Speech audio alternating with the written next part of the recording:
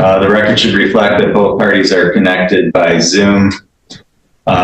This is set for a motion today. Mr. Van Til, you filed a motion to cease spousal support, and your motion's based on the fact that Ms. Van Til remarried at the end of 2024. Is that correct? Yes. Okay. Ms. Van Til, is that correct? Yes. Okay. Are you contesting the discontinuation of the spousal support? To an extent, I feel that I was pretty generous back in 2021 when I let him off on over $12,000 in arrearages at the time. I'm willing to drop down to $500 a month for, let's say, another 3 years. Okay. Mr. Van Til, what's your position on that? No, I disagree. Okay. I disagree. All right. Well, you know, here's the thing.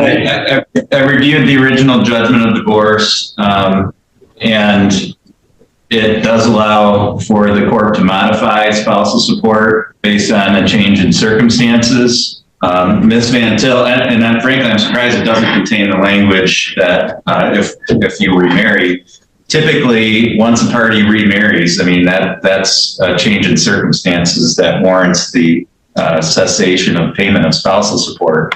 And the whole idea of spousal support is that you don't have the assistance of your marital partner anymore to support you. And when you get remarried, that's no longer the case.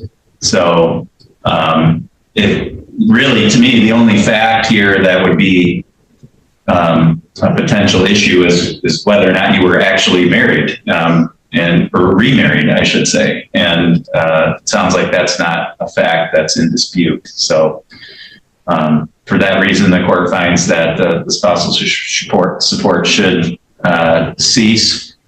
And so, Mr. Van Til, you need to file something with the court that indicates that the court is granting your motion. You can use a form like you used to file your motion in this case, okay?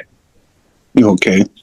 But that's an important step for you to follow up on, because until I sign that order, I mean, that's what actually stops your obligation for spousal support. So it's important that you submit that as soon as possible to the clerk's office here in Gaylord. Okay, so it's the form just like the one I sent for this hearing. Yeah, well, you can find the form in the same place. It's going to be just a blank order, and you're going to fill in there that the court is granting your motion and spousal support will stop as of February 3rd, okay? Okay. Ms. Van Til, did you have any questions about that? No. Yes. Okay. All right. And Ms. Beelan, can you unmute? Are you Brittany Beelan? Yes, I am. Okay. All right. We're on the record now in Beelan versus Beelan, case number 2419895. We have Mr. Blumberg here by Zoom on behalf of Mr. Beelan, who's with him. And we have Ms. Beelan also here by Zoom. This is set for hearing today. Mr. Blumberg, you filed a motion. Your client is asking for relief from an ex parte order that was signed by the court, requiring him to pay certain household expenses and so forth at the beginning of the case. Anything you wanted to state by way of oral argument in support of your motion today?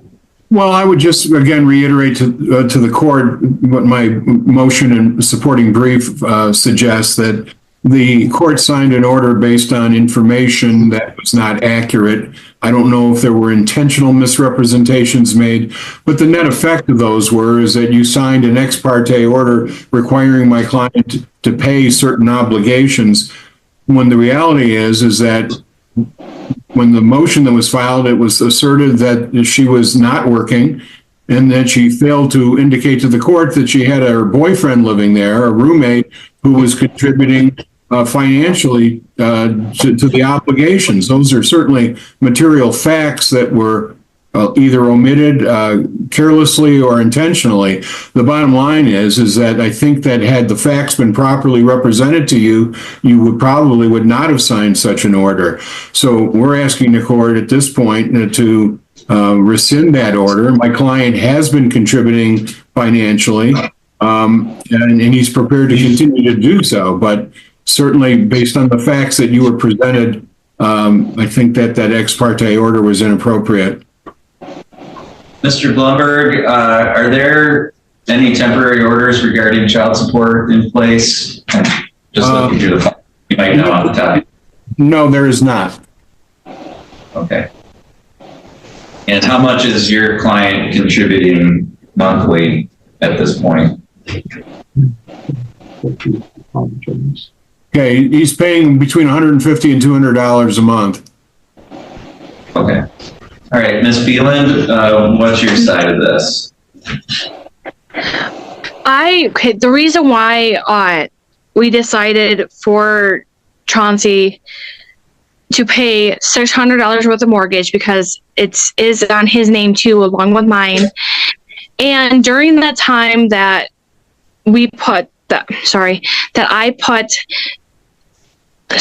having a hard time understanding this. The reason why we put this, because I was working at a restaurant, barely making a minimum wage, trying to have fully intent of getting my job that is now. I work full time at Kohl's, just so he could just help pay the mortgage. That's all I was asking. And my boyfriend, he is no longer in the home, but during that time, he was helping pay all the smaller bills, helping me out with that type of stuff.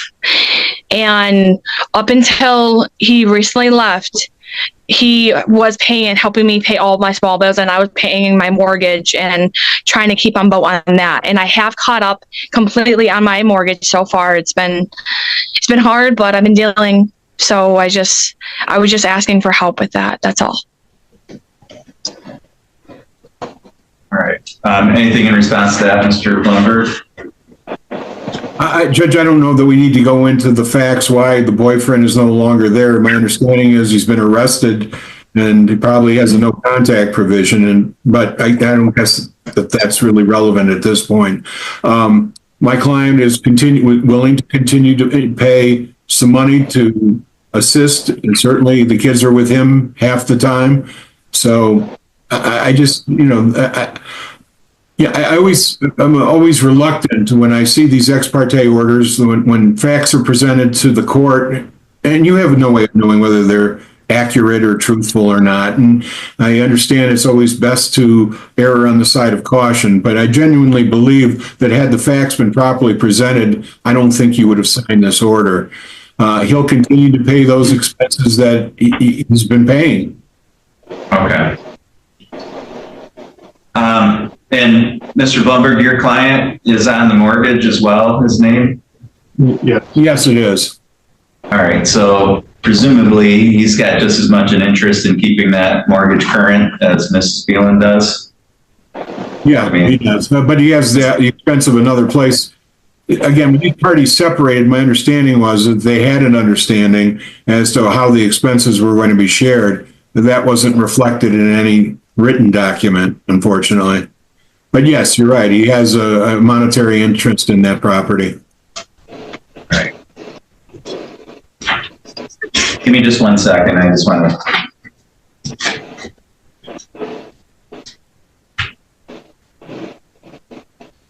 All right. Is there an amount that we can put on the record here today that your client is willing to contribute per month? $100. Yeah, my client said he can pay $200 a month. All right. Okay. So I think that's fair during the pendency here, given the circumstances.